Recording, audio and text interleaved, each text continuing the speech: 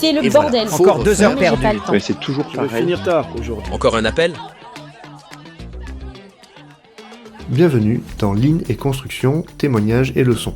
Je m'appelle Paul Rieux, consultant spécialisé dans l'accompagnement en ligne des PME de la construction. Dans ce podcast, coproduit par la Fédération française du bâtiment d'Occitanie et par Bâtisse Compétences Occitanie, je vous propose de découvrir les transformations vécues par les entreprises du secteur qui ont commencé leur parcours 2024-2025.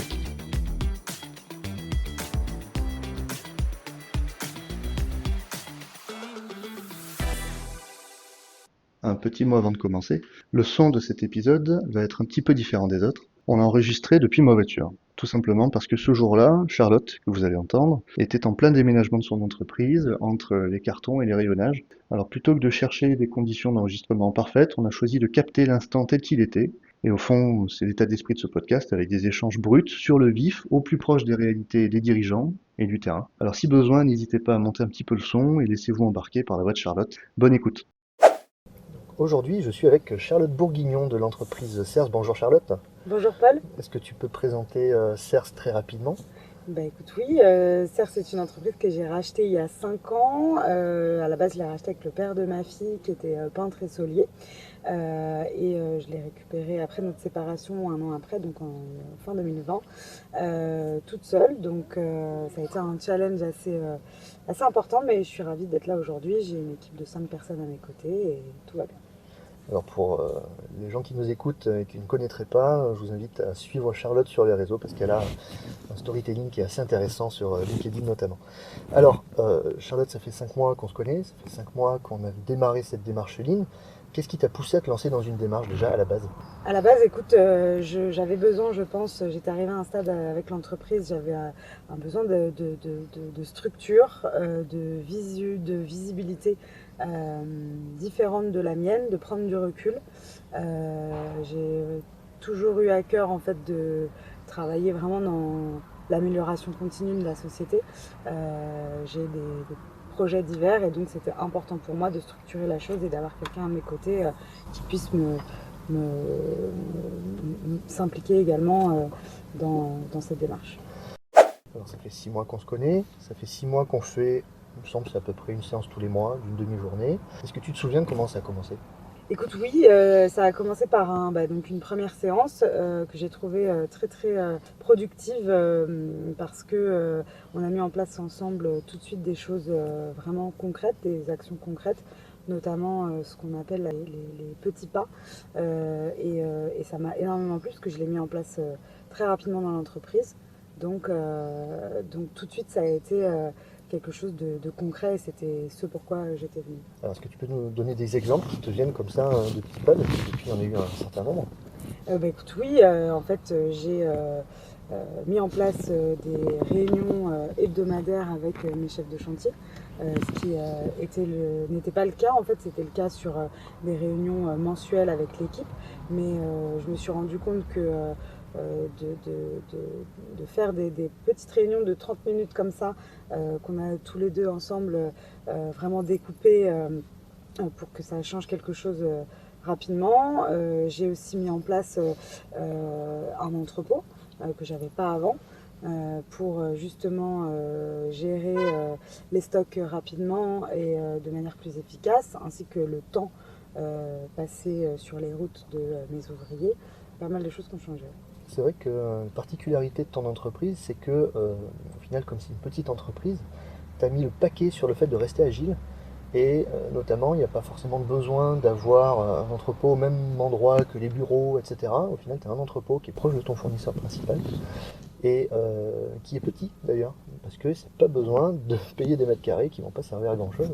Exactement. Je pense qu'il y a de beaux exemples d'agilité en tout cas à trouver chez CERS. Alors personnellement, depuis 6 mois, en tant que dirigeante, est-ce qu'il y a des choses que tu as appris ou que tu as découvert dans cette démarche ? Oui, j'ai appris d'abord ce que j'étais venue chercher, c'était effectivement du concret et une vision. Et j'ai appris en fait qu'en étant accompagnée de quelqu'un d'expert là-dessus, c'est vraiment de structurer les choses et que les petits pas, comme on les appelle, sont les plus importants au final pour pouvoir derrière démarrer des plus grandes choses. Le fait que que mes ouvriers, que mon équipe soit aussi impliquée dans cette démarche a été très bonne pour CERS. Donc je suis très contente. Et puis, je peux quand même souligner quelque chose, et je te félicite de ça, c'est que une fois que tu as identifié qu'il y a quelque chose que tu pouvais faire, tu y allais à fond. Tu n'as pas réfléchi par quatre chemins. Ok, ça m'irait bien. Lundi prochain, on fonce. Ouais. Et ça, c'est un peu ta patte aussi, quoi. C'est qu'une fois que c'est bon, on n'y va pas par quatre chemins, on fait pas semblant. Et puis direct, on démarre. Et puis, en fait, ça t'a permis d'appliquer les petits pas assez rapidement. Et d'ailleurs, les petits pas, c'est pas pour rien que c'est un des best-sellers du Lean, hein. C'est que c'est une des méthodes qui a le plus de succès rapidement. C'est Ouais. ce qu'on voit souvent. Oui, je suis complètement d'accord avec ça. Est-ce qu'il y a quelque chose qui t'a particulièrement surpris? Tu t'es dit, tiens, je pensais pas voir ça dans cet accompagnement, mais en fait, tiens donc. Écoute, pas forcément sur l'accompagnement, mais ce qui m'a surpris, en fait, c'est la volonté des équipes sur le terrain de voir vraiment que le Lean pouvait apporter quelque chose. C'est vrai que quand on parle de Lean au début à des ouvriers qui sont sur le terrain tous les jours, ils peuvent se dire à quoi ça va servir, etc. Et en fait, ce qui m'a surpris, c'est vraiment leur réaction face à ça et leur implication, leur volonté en fait de faire perdurer ces petits pas, ces actions pour que ça puisse devenir des choses habituelles dans l'entreprise. C'est vrai que de mémoire, ça, c'est peut-être pas le bon terme, mais j'ai l'impression que ça t'a permis d'un petit peu mieux t'appuyer, en tout cas presque de révéler deux de tes chefs d'équipe. Tout à fait, écoute, c'est vrai, j'ai Alexandre, donc, qui est mon frère, qui est là depuis le début de l'aventure, et Vincent, qui est le mari d'une de mes meilleures amies, qui a suivi l'année d'après, se sont totalement révélés suite à ça et suite à ces démarches, parce que en fait aujourd'hui ils ont la volonté de m'accompagner sur ces étapes différentes de l'entreprise. Et donc, ils se sont complètement révélés acteurs aussi de cette démarche. Ça fait plaisir à entendre en tout cas. Est-ce que c'est ta plus belle victoire dans cette démarche ou est-ce qu'il y en a une autre? Ouais, ma plus belle victoire, c'est toujours d'emmener mon équipe avec moi. Donc, évidemment que le fait d'avoir révélé leur envie et leur dynamique positive sur la route de CERS, ouais, c'est ça ma plus belle victoire, toujours. Alors, tu es, une femme entreprenante et une entrepreneuse dans l'âme, tu as ça dans le sang. C'est quoi qui te motive dans cette démarche? Et en général d'ailleurs. Merci. Je ne sais pas si j'ai ça dans le sang, mais en tout cas effectivement, c'est quelque chose qui me motive. Ce qui me motive, en fait, c'est mon histoire, tout simplement. L'histoire de CERS est particulière, mon histoire aussi. Et en fait, ce qui me motive, c'est surtout de montrer aux gens que peu importe ce qui se passe et peu importe ce qu'on vit, on peut y arriver tout simplement. Et donc, c'est ce qui me motive le plus, d'emmener les gens avec moi aussi et de leur faire prendre confiance en eux, leur faire prendre conscience qu'on peut tout réussir, quoi. Justement, on va enchaîner sur ce sujet-là, parce que bon, on est en mai 2025. La démarche dure encore quelques mois, puisqu'elle va s'arrêter fin 2025. Et il me semble que la prochaine étape, justement, concerne le fait d'emmener une équipe. Est-ce que tu peux un petit peu nous en parler, même si c'est quelque chose de confidentiel pour le moment, mais tu peux peut-être nous donner quelques infos? Eh ben, écoute, oui, il y a une prochaine étape qui va s'avérer importante dans la vie de CERS et dans ma vie aussi. Effectivement, il y a une prochaine équipe qui devrait arriver d'ici peu, normalement, au moment où on parle. Et donc, ma volonté, c'est de les emmener et de fédérer cette équipe-là de la même façon que j'ai fédéré l'équipe de CERS. Et donc, j'ai hâte de leur apprendre ce que sont les prochains petits pas de notre nouvelle aventure. Du deuxième chapitre en tout cas, oui. Charlotte, avec du recul, si tu n'avais pas été accompagnée dans cette aventure-là, tu penses qu'il t'aurait manqué quoi? Ah bah, en fait, le fait d'être accompagnée, c'est ce qui fait tout. Je veux dire, je pense que ça s'invente pas. Les actions concrètes à mettre en place, etc., c'est des choses qui se prévoient, qui sont créées par des gens qui sont experts en ça. Donc, en fait, j'aurais pas pu le faire si j'avais pas été accompagnée. Ce projet-là, effectivement, en tout cas, le futur projet est très important pour moi et je le mène toute seule. Mais derrière, j'ai besoin d'être accompagnée. Je le dis toujours, l'accompagnement, c'est la clé. Être bien entouré, c'est la clé pour la réussite. Donc, Je pense que tout seul on va plus vite, mais ensemble on va plus loin. Donc le but c'est d'aller loin. Donc tu penses que tu serais pas allé aussi loin sans l'accompagnement, quoi.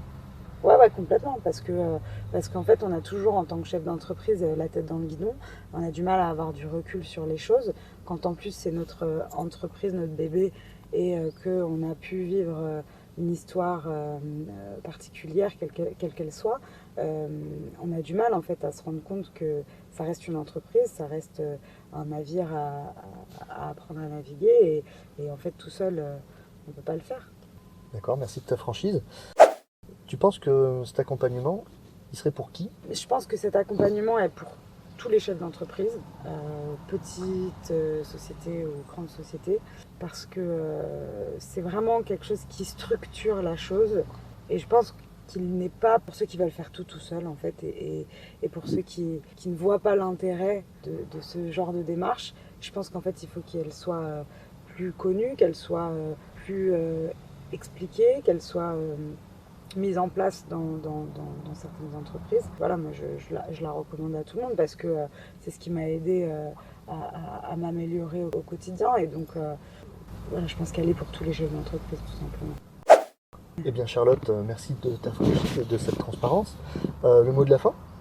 Donc je pense que ça s'est compris, hein. Je suis très contente de cet accompagnement, je suis très contente d'avoir mis en place la démarche Lean dans ma société. Et je rebondis un petit peu sur le fait que le fait de faire partie aussi du bureau de la Fédération française du bâtiment de l'Hérault et d'être présidente du groupe des femmes dirigeantes me permet aussi aujourd'hui d'inclure la démarche Lean dans plusieurs projets. Le bureau a aussi mis en place une démarche de Lean, d'amélioration continue, et est accompagné aussi pour les projets qu'il veut mettre en place. Et donc voilà, je pense que c'est important de montrer qu'il n'y a pas que les sociétés aussi.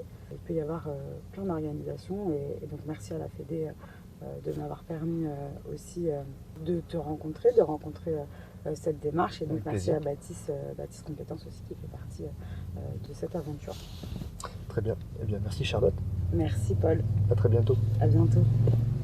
Et en complément, on peut ajouter que dans une PME en croissance rapide, il y a une tentation. C'est de traiter tous les sujets un petit peu de la même manière que ce qu'on fait d'habitude, comme s'il s'agissait d'urgences quotidiennes à gérer en direct au fil de l'eau. Sauf que certains sujets sont plus structurants que d'autres et demandent une approche et une attention un petit peu particulières.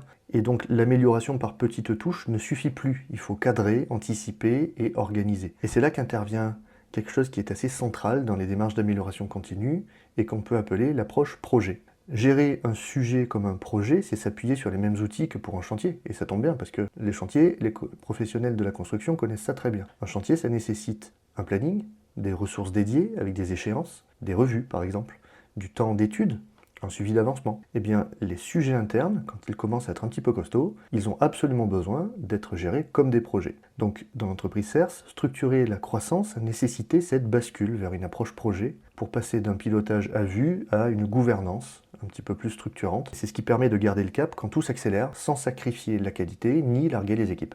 Merci d'avoir écouté Lean et Construction, témoignages et leçons. Chaque entreprise a son propre parcours unique, alors n'oubliez pas de suivre les prochains épisodes pour découvrir d'autres histoires et apprentissages. À bientôt.